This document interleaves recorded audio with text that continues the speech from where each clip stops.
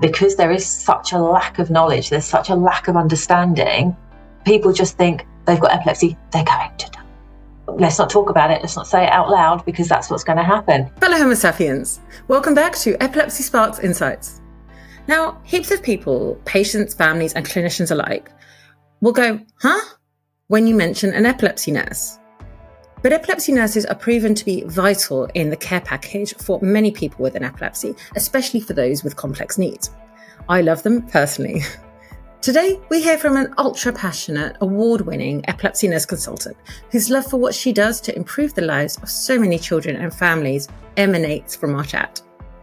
We talk about epilepsy stigma, being an epilepsy nurse, and the mental health side of the epilepsies, which needs far, far more attention, investment, treatment, and care. Please don't forget to like, comment, and subscribe, because your comment and like will help spread awareness and understanding of the epilepsies around the world. Thanks, Torie. Hi, I'm Kirsten McHale. I am a epilepsy nurse consultant for a charity called Young Epilepsy, based in Lingfield in Surrey. I have been an epilepsy nurse consultant for feels like a million years now, to be fair, but I'm a children's nurse from background.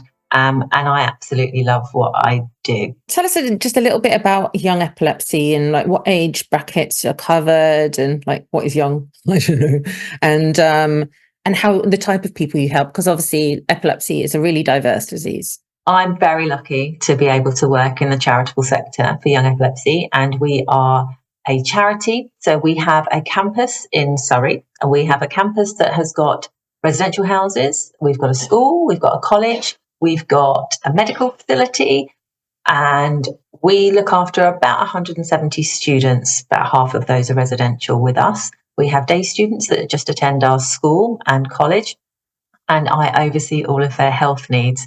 So I manage health for Young Epilepsy. I manage the medical side of things, so I look after everybody's health needs, as well as liaising with their external teams, as well as with parents and the young people themselves. We age range from 5 to 25. We have, it sounds a little bit random, but in our 60-odd acre campus, we have beautiful grounds, obviously. But the most fun things we have is boating lake, farm, horticulture. I mean, we've got donkeys, we've got llamas, and our young people get to experience all of those. So not necessarily do they need to do academic qualifications here. They can do beautifully holistic, tailored programs. That works for the individual, because at the end of the day, our values are our students are the centre of everything that we do. That's lovely. Of course, students being the centre, but also I believe you work with families, right? Because they're kind of largely important part of the puzzle when it comes to the health of these young people. They are integral, in actual fact, because some of our young people have capacity. Yes, they do, and they can make decisions for themselves.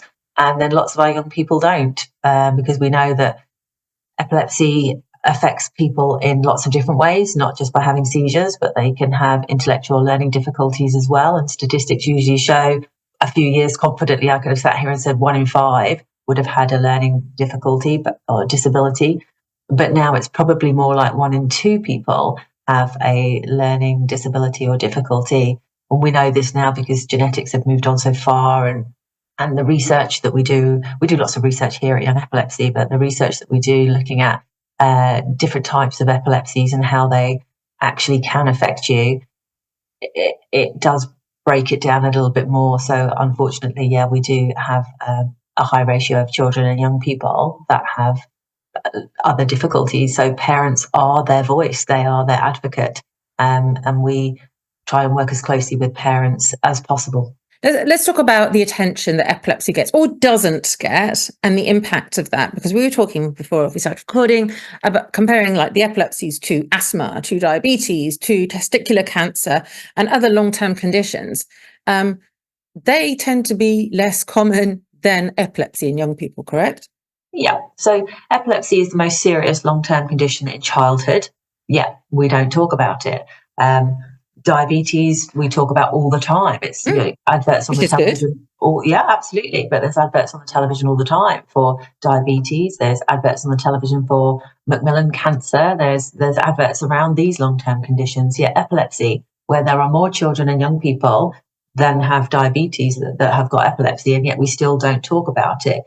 So why don't we, is one of the questions I always ask. Why are we not talking about it? Why are we not raising awareness, or maybe talking about understanding the epilepsies? Because we have to group it together. These are these epilepsies. Yeah. It's not just as black and white as you fall to the ground, your body does a bit of jerking. Oh, that's what people think, that's what epilepsy is. Whereas absolutely not. It's a massive part of people's lives. This is a long-term condition. So with that long-term condition comes mental health issues, comes relationship issues, comes sleep issues, comes toileting issues, comes driving issues, comes life issues. So when we look at the epilepsies, we need to be looking at a much, much bigger picture. But that comes with awareness, that comes with understanding. And I think we're not, people like me, that's what I do all the time. But I'm one person working for one charity, whereas my charity, that's all we want to do is raise this awareness profile. But what do we need to do that? Do we need celebrity status? Do we need celebrities to help support us with those things? Because it seems to be that there's a stigma because people are frightened. Why are they frightened? Because they don't understand. So it's this circle of, we don't understand, so we're not going to talk about it. But if we have a bit of awareness, we might be able to talk about it, but we still need to understand it.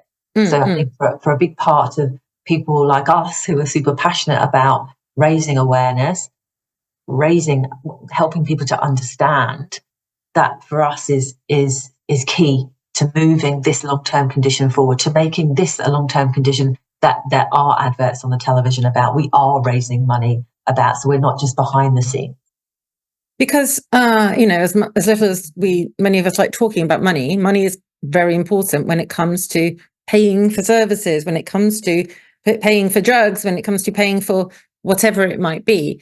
And I've often said that I think governments need to kind of wake up a little bit when it comes to the epilepsies. The epilepsies cost our government, well, all governments actually, a lot of money, but they know that expenditure could be reduced long term if we invest more in certain things now. But it's about having an MP who understands or has had life experience of this long-term condition. Because if you don't, and you know nothing about it, you're not going to support it, you're not going to advocate for it. So in my experience, and I have been involved with Parliament before, I was at the launch of when Young Epilepsy launched their passport that they had. We were creating a passport for young people so they could, we were collaboration with the Royal College of Paediatrics and Child Health, looking at a passport that would have all their information, all their data in this passport that would be easy for them to carry around. There was a big launch at Parliament for this.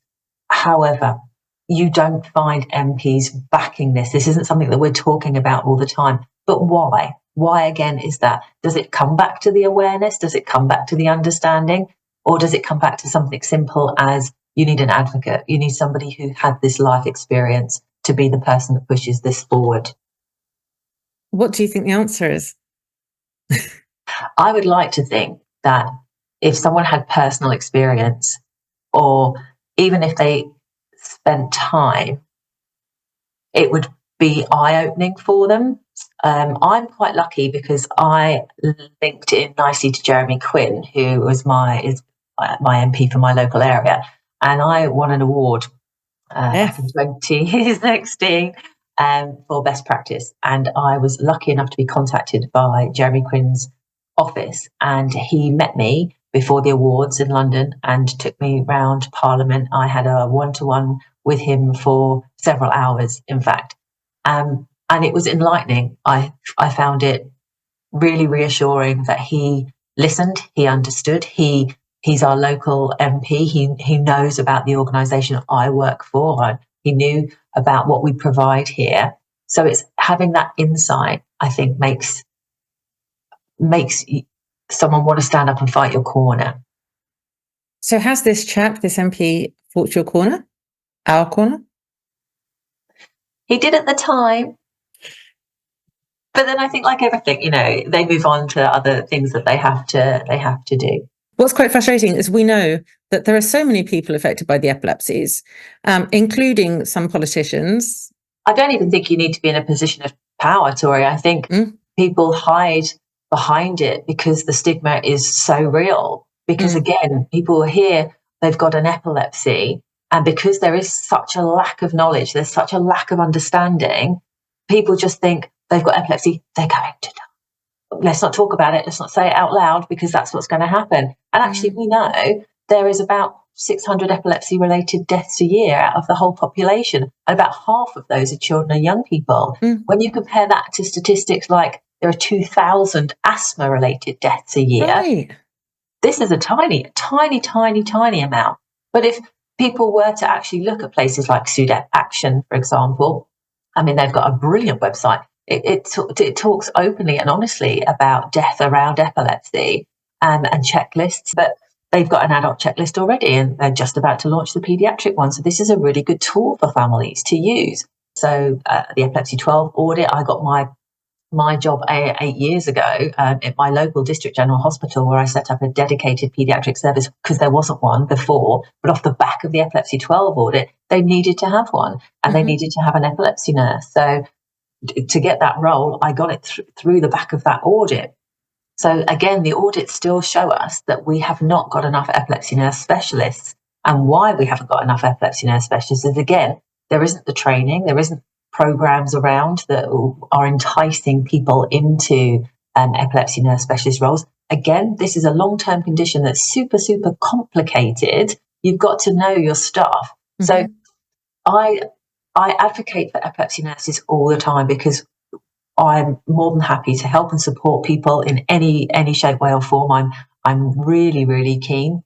I work closely with other organisations to help create programs that we can help epilepsy nurses develop. I mean, epilepsy nurses are invaluable, we know that, but it also comes down to money.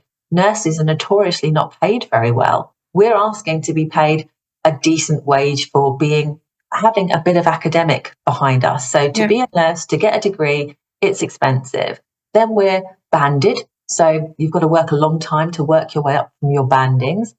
And then if you're asked to do more, so you're asked to become a prescriber, you're asked to become a nurse consultant, you've then got to get a master's degree to do that. And you're still not paid in accordance as if you balanced your job role with somebody that worked in the city or in banking or in something else. We still don't have that correlation. So what's enticing people into healthcare? Not much, but only because we care. We want to be in healthcare because we care. And so notoriously, care doesn't pay very well. So to become a specialist nurse, you've got to do quite a lot of work yourself. The reward you get is a reward from looking after the families, looking after the young people. That's the biggest reward. So people go into these jobs because they care. But there are pathways, there are definite pathways. University have certain pathways for nurses, children's nurses, adults nurses, learning disability and mental health. But these pathways you can choose to go off and specialise once you've got your basic knowledge base. I completely agree. When it comes to the mental health of people with an epilepsy, this is something that is it's not addressed enough because we don't have the capacity for it, or it's not seen as priority for many clinicians out there, or it's not recognised as one of the key symptoms actually of an epilepsy many times, or a morbidity associated. So when it comes to mental health, do you think that mental health trusts need to recognise that this is a serious conditional disease that incurs almost or causes many different types of mental illness that need to be addressed? For me, mental health is something that we do not address anywhere near as much as we absolutely should. Mental health problems go hand in hand with having a diagnosis of epilepsy, especially when you're hitting your pubescent years, your early teenage years, your body's going through changes, you're going through hormone changes. We've just given you this diagnosis of epilepsy, the stress alone that can cause, let alone the seizures, the impact of the seizures, and then the drugs that we give you to stop the seizures also cause mental health problems as well. So there's a big picture, there's a very big picture. And what we fail on miserably is being able to support children, young people, young adults with mental health problems because there aren't the services to link into, and there just aren't the services available. If you're looking at trying to refer somebody for CAMS, for example, what have you got? A year to 18-month waiting list for that? We ask to see psychiatry. There's no psychiatry. Is there psychology? No, there's no psychology. We ask parents to pay privately. We push back to schools and we say, oh, schools have got counsellors now. So maybe schools are set up, and school counsellors are not set up to talk to you about mental health issues related to your epilepsy diagnosis, related to all the things that are going through your mind as an individual. You're thinking, a lot of my young people have told me over many years, you're dealing with all of these things. You're dealing with seizures. You're dealing with being incontinent in front of your classmates. You're dealing with not being able to go out by yourself, your loss of independence. You might not be able to drive when you get a little bit older. And we've given you these drugs that are dampening down your personality. They're dampening down that overexcitability of your brain to stop your seizures, but that dampens you down as a person. Depression and anxiety go hand in hand. And what do? We say, well, let's give you some antidepressants. I mean, is that solving the problem or just popping a plaster over the top of it? So because we don't have the capacity, we don't have the amount of clinicians to say, where are the psychologists, where are the psychiatrists, where are these people? There aren't enough. They're burnt out. They leave the NHS. They go and work privately. So if you want to see them, that's going to cost you. That's going to cost your family. And unless you've got private health insurance, these things can be expensive. But they're also vital, because a big part of the epilepsies and drugs, and depending on where your seizures come from and the impact of the drugs, suicidal ideation, depression, anxiety, all of these things, self-harm is a very, very real thing, but we just don't talk about it enough. We can signpost people to Mind website, Young Minds. We can signpost people to the text. Well, you can just send a text and somebody will get back to you via text. But that's not enough. That's not enough for you to sit and have talking therapy. How do you feel today? Actually, I feel rubbish today because I've had 3 seizures overnight. I'm completely knocked off. I've bitten the inside of my mouth. My tongue's all swollen. I haven't been able to eat or drink properly. And I've now got to go to school and face all my friends. Mental health is huge. With people's support and people getting behind us, and by people, I mean people are not affected by epilepsy as well. I think there's some stuff that we can do and people can get involved. This is in the UK, obviously, but in the APPG, you can try and, speak to your own MP about it and say that this is really, really important, because when people are going through something like you just described, again, it doesn't just affect that person, it affects their family, it affects the employer, it affects their mates. But it's about awareness, isn't it? It's about understanding. Yes. And it's about champions. It's about being a champion for promoting, talking about epilepsy and how we can help and support moving forward. I'd like to see within my career that there are psychologists in every single clinic, in every single hospital, that can be patients, families can be referred to. I'd love to see that happen in my career. I think it's important to note that lots of people who have completely controlled seizures will also experience these mental health issues. Yeah, absolutely. Having your seizures controlled, okay, that's a good thing, but that can also come at a cost, and it doesn't stop necessarily the worry. Yes, it can affect everybody. Yes, you can have well-controlled seizures, but you can still have side effects from medication. Very, very real thing. And the side effects from medication, they're listed. There's many, many, many of them, but also can be a contributing factor. A massive thanks to Kirsten for sharing with us the complexities of the needs of many children with an epilepsy, and for the motivation to help more people in the same way that she and her team do. Again, if you haven't already, please don't forget to like, comment and subscribe, and see you next time.